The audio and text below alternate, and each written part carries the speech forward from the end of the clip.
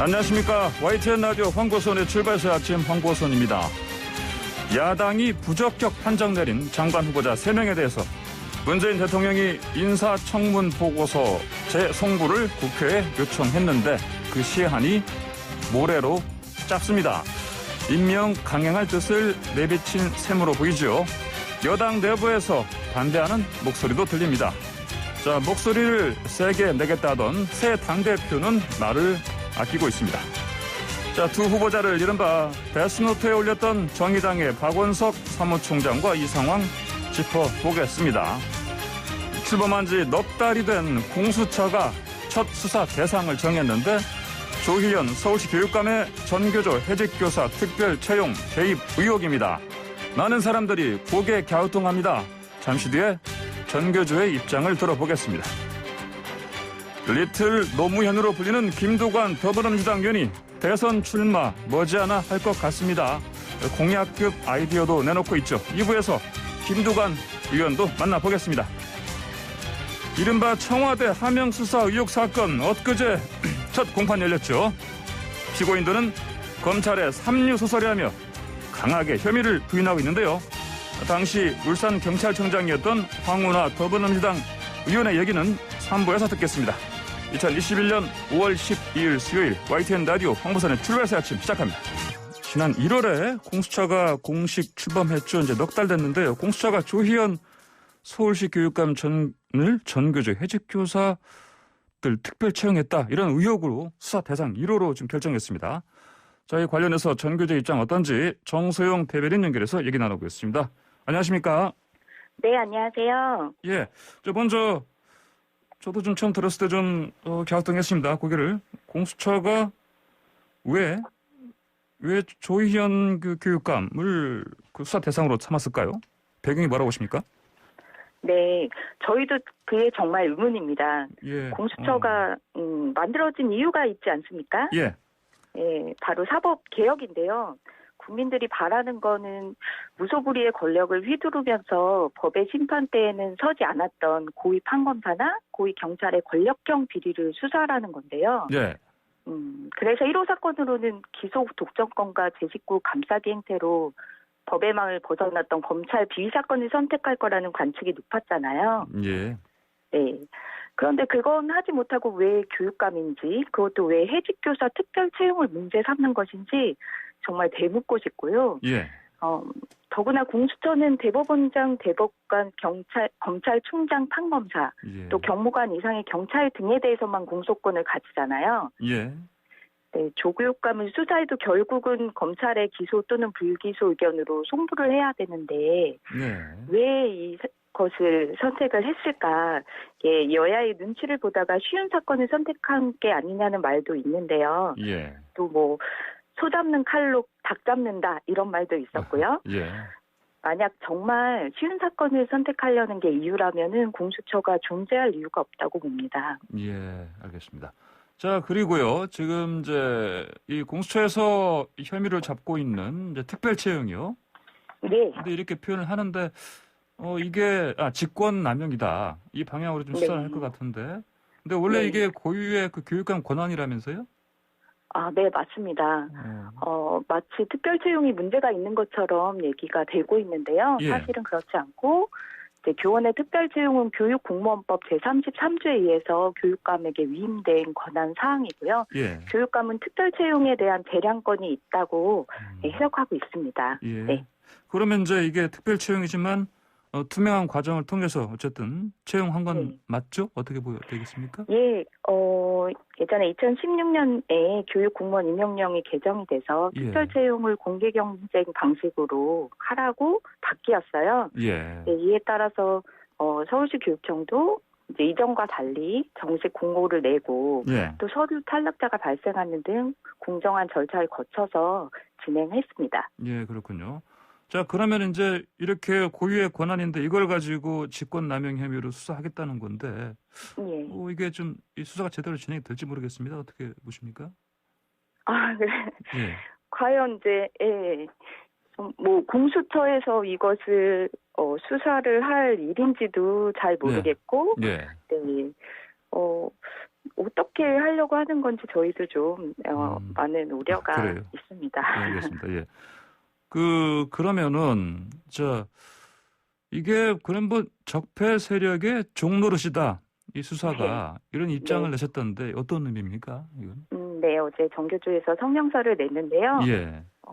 공수처가 이제 자신의 임무를 망각하고 사법적대 청산에 나서지 않는 것을 넘어서 진보교육을 제물로 삼는 것이 아니냐는 비판입니다. 예. 네, 공수처를 출범한 후에 3개월 만에 1000건이 넘게 사건이 접수됐는데요. 예. 왜 유독 이 사건을 택했는지 그 진짜 이유가 무엇인지 의혹을 가질 수밖에 없고요. 정교조에서는 이 정치적인 무권리 상태에서 고초를 당하신 이 해직 교사 예. 선생님들을 특별 채용한 일을 1호 사건으로 선정한 일에 대해서 예. 좀 허탈함을 넘어서 좀 분노를 느끼고 있습니다. 예, 그렇군요. 자,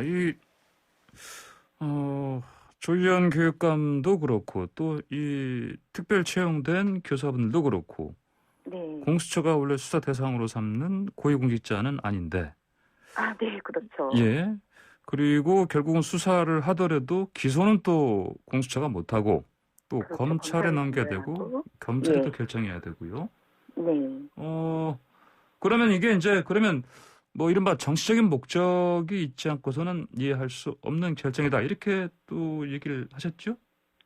예. 이게 논란이 되고 있는 이 서울교육청 특별 채용의 경우에만 하더라도 예. 조희영 교육감만이 아니라 이전에도 쭉 특별 채용은 있었습니다. 예. 그 전에 이제 뭐 문용민 교육감이라던가 강노영 교육감, 공정택, 유인종 교육감에 이르기까지 지속적으로 있었던 일이고요. 예.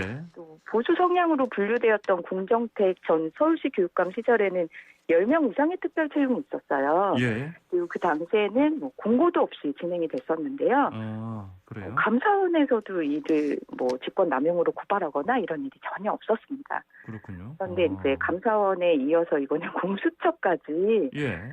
자신의 목적을 벗어난 이 사건을 1호 사건으로 선정한 것이 어떤 정치적 목적이 있는 것이 아니냐 이런 생각이 들 수밖에 없죠. 좀 아무래도 이해하기 어려운 결정입니다. 정치적 목적이라 하면 저는 좀 쉽게 좀 이해가 안 가는데요. 뭐 구체적으로 어떤 방향의 말씀하시는 또 겁니까? 과거에 있었던 일을 예. 지금 꺼내서 이렇게 문제로 삼는 것이 혹시나 이제 내년에 있을 지방자치선거에 대한 대비한 또 진보 교육감들의 탄압 이렇게 가는 건 아닐까 이런 생각도 들고요. 예.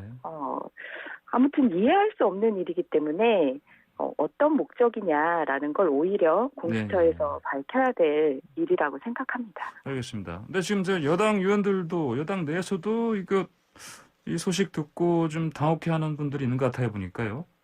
네. 예. 안민석 더불어민주당 의원이 페이스북에 글을 올리셨더라고요. 이제 이러려고 공수처를 만들었나 자괴감이 든다고 그런 말도 하셨고요. 여권뿐만 아니라 많은 사람들이 너무 당혹감을 느끼고 있습니다. 정교조에 좀 왜 그러냐고 이렇게 뭐 그런 문의하는 전화들 많이 오지 않습니까? 네. 그리고 정교조 선생님들에서는 정말 과거에 이 부당하게 탄압을 받으셨던 일만 해도 이제, 고통을 많이 겪었는데 그리고 정교조가 정권에 의해서 탄압을 받는 일들이 되게 많았잖아요. 그런데 또 이렇게 불똥이 이렇게 튀었나라면서 많은 조합원분들이 되게 황당해하셨습니다. 그렇군요. 근데 참 특별 채용 대상되는 교사분들은 왜 원래 회직이 됐던 분들인가요? 이게 이제 기억하십니까? 그건? 사실 이제 과거 정권에서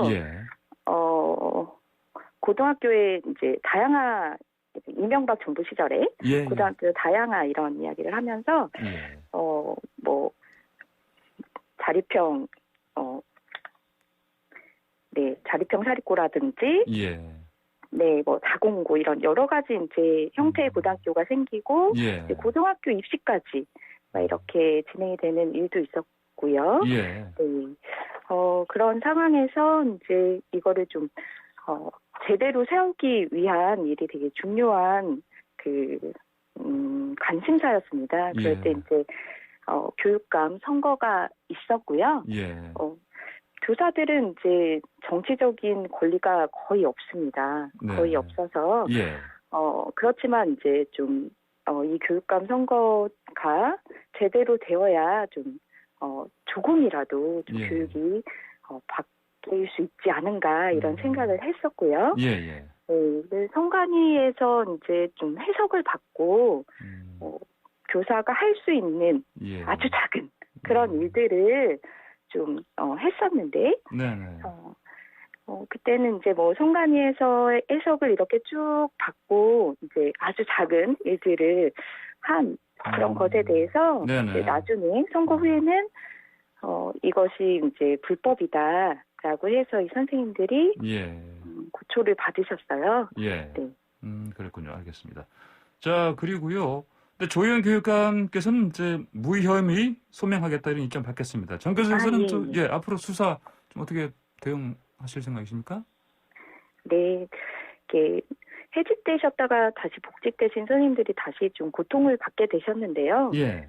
이 사건이 좀 문제 없는 일이었다는 거를 좀 밝히고 복직되신 선생님들이 하루빨리 부당한 고통에서 좀 벗어나실 수 있도록 저희도 노력할 것입니다. 예, 그렇군요. 이 상황이 나오니까 이재정 경기도 교육감께서 조희연 교육감을 향해서 조희연 교육감이 양심의 행동가다 이렇게 얘기하시던데 어떤 뭐 교사분들도 이렇게 뭐 평가를 하십니까? 네. 조희연 교육감님이 예전에 그렇게 싸우셨던 그런 분이라는 말을 해주셨는데요. 네. 이재정 경기도 교육감님이 많은 말을 하셨다고 생각하고요. 특히 이제 과거 정권의 탄압에 의해 부당하게 해직되신 선생님들을 복직시킨 일은 당연히 할 일이셨고 잘하신 일이라고 생각합니다. 예. 근데 지금 전교조에 소속된 이제 교사분들도 방금 말씀하신 전반적으로 지금 이번에 특별 채용 관련해서 그런 평가를 내리고 있다 이렇게 이해하면 되겠습니까? 예. 예. 알겠습니다. 오늘 말씀 여기까지 듣겠습니다. 고맙습니다. 네, 고맙습니다. 네, 지금까지 전국교직원 노동조합 전교조 정소영 대변인이었습니다.